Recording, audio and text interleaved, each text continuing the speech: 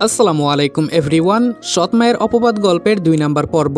আর ভিডিওটা যদি ইউটিউব থেকে দেখো তাহলে অবশ্যই চ্যানেলটা সাবস্ক্রাইব করে দিবা, অথবা ফেসবুক পেজ থেকে দেখলে পেজটা ফলো করে দিবা। আমাদের ফেসবুক পেজের লিংক পিন কমেন্টে দেওয়া আছে। তো চলো বেশি কথা না বলে গল্প শুরু করা যাক। নাসরিন বেগম আর পাভেলকে শফিক মিয়া যখন বাড়ি থেকে বের করে দিলেন, তখন তাদের মনে হয়েছিল পৃথিবীটা যেন এক মুহূর্তের জন্য থেমে গেছে। যে বাড়িতে তারা নিজেদের অধিকার খাটিয়েছে, আজকে সেই বাড়ির দরজা তাদের জন্য চিরতরে বন্ধ হয়ে গেছে। রাত তখন গভীর। নাসরিন বেগম একটা ছোট ব্যাগে কিছু কাপড় চোপড় গুছিয়ে নিলেন।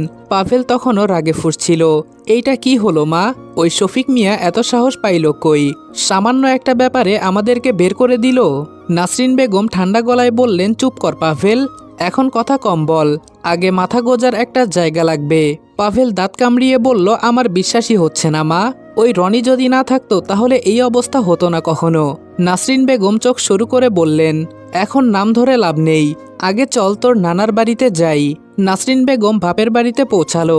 পুরনো সেই গ্রামীণ বাড়ি, ভাঙ্গা উঠান, উঠোনের এক পাশে কাঁঠাল গাছ, আর একটা পুরনো টিনের ঘর। নাসরিন বেগম দরজায় দাঁড়িয়ে ডাক দিলেন, ভাইজান। ভেতরে থেকে একজন মধ্যবয়সী লোক বের হয়ে এলেন, চোখে অবাকতা কিন্তু মুখে কোনো আনন্দ নেই। তিনি প্রশ্ন করলেন, তুই এখানে কেন এসেছিস নাসরিন? নাসরিন বেগম একটু থেমে বললেন, ভাইজান, শফিক মিয়া আমাদের বের করে দিয়েছে, আমরা আর কোথাও যাইতে পারি নাই, তাই এখানে এসেছি। ভাইজান কথাটা শেষ করতে দিলেন না। তুই কি ভেবেছিস এই বাড়িটা কি কোনো হোটেল? যখন খুশি চলে আসবি, যখন খুশি এখানে এসে থাকবি। আমার সংসার, ছেলে মেয়ে সব আছে, তাদের খরচ টানতে আমি হিমশিম খাচ্ছি, আবার বাড়তি দুটো উটকো ঝামেলা নিতে যাব কেন? নাসরিন বেগম কাঁদতে কাঁদতে বলল, ভাইজান, বিপদে পড়ে এসেছি, একটু জায়গা দেন না, দয়া করে একটু জায়গা দেন।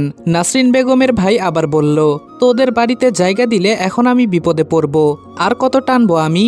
একবার তো বিয়ে দিয়েছিলাম, পাভেলের বাবা মরতে দেরি, কিন্তু তোর এই বাড়িতে আসতে দেরি হয়নি। পাভেলের দাদি শুধু তোর পায়ের ধরা বাদ রেখেছে ওই বাড়িতে থাকার জন্য, কিন্তু তুই শুনলি না, চলে এলি আবার বিয়ে বসার জন্য। আবার বিয়ে দিলাম শফিক মিয়ার কাছে, এখন বলছিস ও তোকে বাড়ি থেকে বের করে দিয়েছে। কেন দিয়েছে? নিশ্চয়ই কোনো না কোনো অপকর্ম করেছিস। তোর মতো বিষধর সাপ আমি আমার বাড়িতে রাখতে রাজি না, পরে আবার আমার স্ত্রী সন্তানকেও তুই শেষ করে দিবি। নাসরিন বেগম বুঝতে পারলেন এখানে ওনার জায়গা হবে না, তাই তিনি তার ভাইকে বলল, ভাইজান, এখন তো সন্ধ্যা হয়ে গিয়েছে, আজকে রাতটা থাকতে দিন, কাল সকালে চলে যাব। নাসরিন বেগমের ভাই ঘরের দিকে যেতে যেতে তার স্ত্রীর উদ্দেশ্যে বলল, আবিরের মা, ওদের দুজনকে রান্নাঘরে থাকার ব্যবস্থা করে দাও। অপরদিকে রাতটা কিভাবে কেটে গেল রনি নিজেও জানে না। নরম বিছানা, পরিষ্কার চাদর, মাথার ওপরে ফ্যান ঘুরছে ধীরে ধীরে, সবকিছুই যেন অচেনা। এতদিন শক্ত মেঝে, বাস স্ট্যান্ড এসবই ছিল তার পরিচিত জায়গা, আর আজকের এই আরাম যেন তাকে অস্বস্তিতে ফেলে দিচ্ছে। রনি চুপচাপ শুয়ে ছাদের দিকে তাকিয়েছিল, চোখ বন্ধ করলেই পুরনো সব দৃশ্য ভেসে উঠছে। বাবার রাগ মিশ্রিত মুখ এবং সৎমায়ের বিষাক্ত কথা, বৃষ্টি ভেজা সেই রাতগুলো, আর সেই ছুরির আঘাতের মুহূর্ত। হঠাৎ করে সে উঠে বসল, জানালার পাশে গিয়ে দাঁড়ালো রনি। বাহিরে ভোরের হালকা আলো ফুটেছে, বাগানের গাছগুলোয় শিশির জমে আছে, পাখিরা কিচিরমিচির করে ডাকছে। এত শান্ত একটা সকাল, অথচ তার ভেতরটা এখনো অশান্ত। ঠিক তখনই দরজায় হালকা নক পড়ল। রাকিব ডেকে বলল, রনি, ঘুম থেকে উঠেছ? রনি একটু থেমে দরজা খুলে দিল। রাকিব হাসি মুখে দাঁড়িয়ে বলল, চলো নাস্তা করবা, মা তোমাকে ডাকছেন।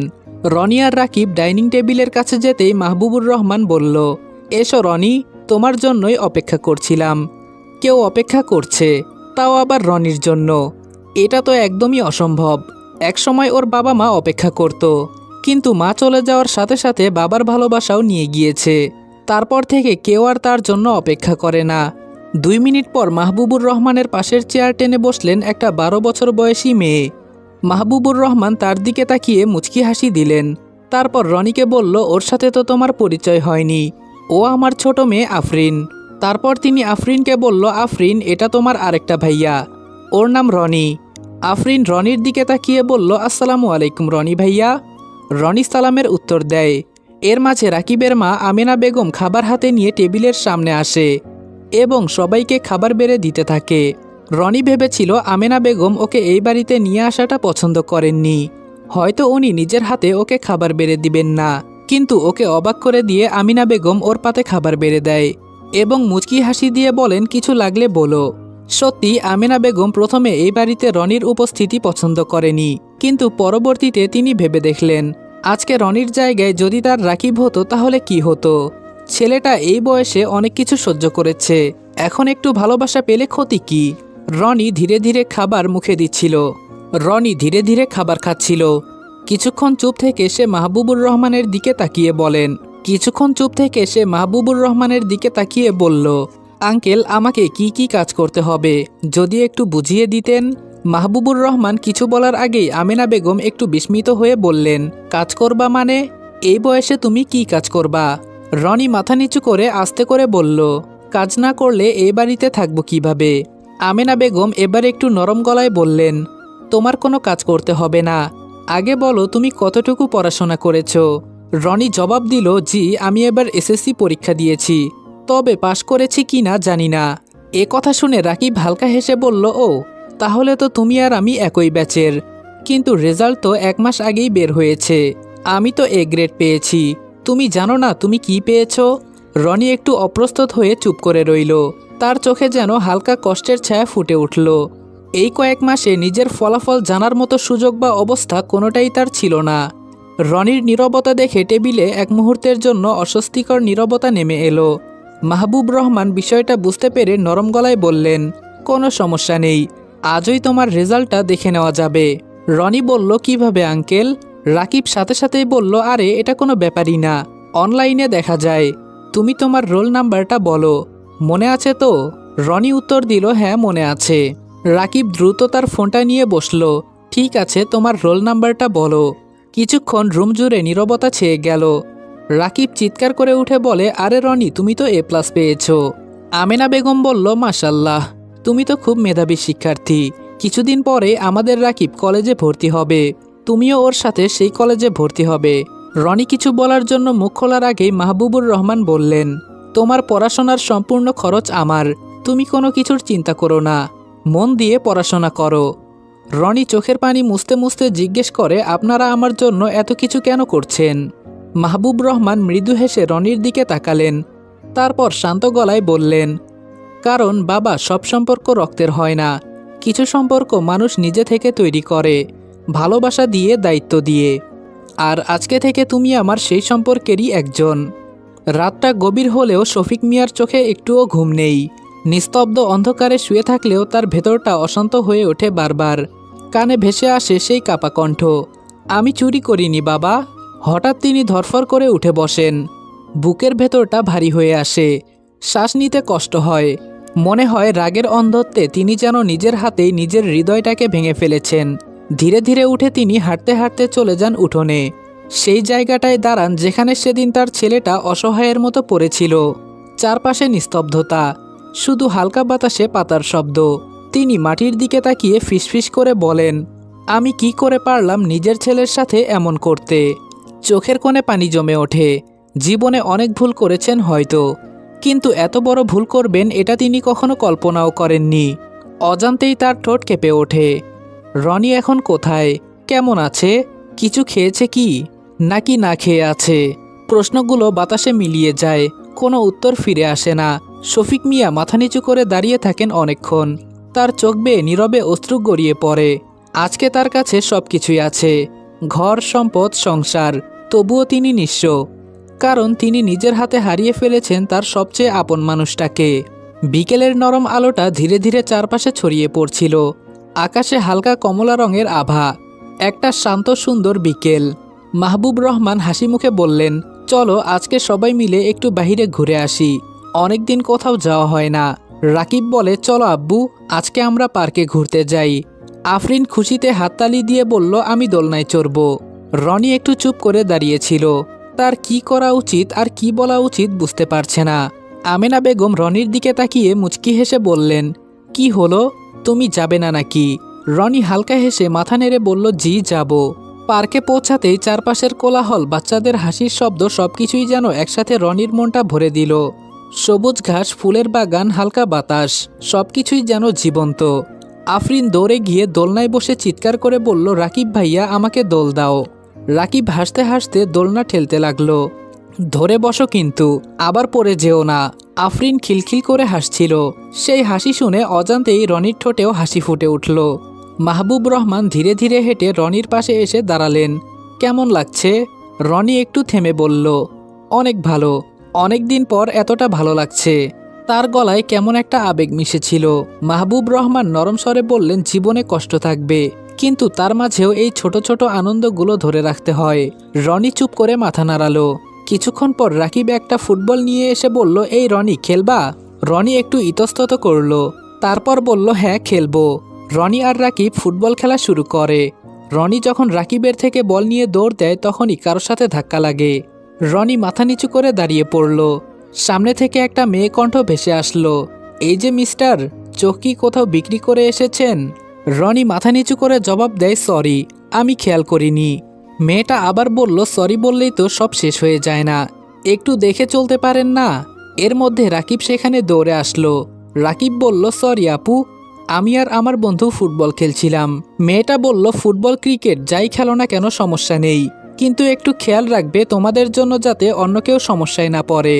মেয়েটার কথা শুনে রাকিব মাথা চুলকে হেসে বলল, জি আপু, ভুল হয়ে গেছে, এমনটা আর কখনো হবে না।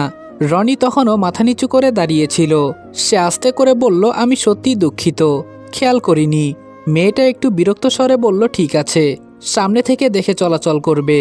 রনি আর কিছু বলল না, মাথা নিচু রেখেই একপাশে সরে দাঁড়ালো। রাকিব পরিস্থিতি হালকা করতে বলল, চল রনি, খেলাটা শেষ করি। রনি ছোট্ট করে মাথা নেড়ে বলল, হ্যাঁ চল।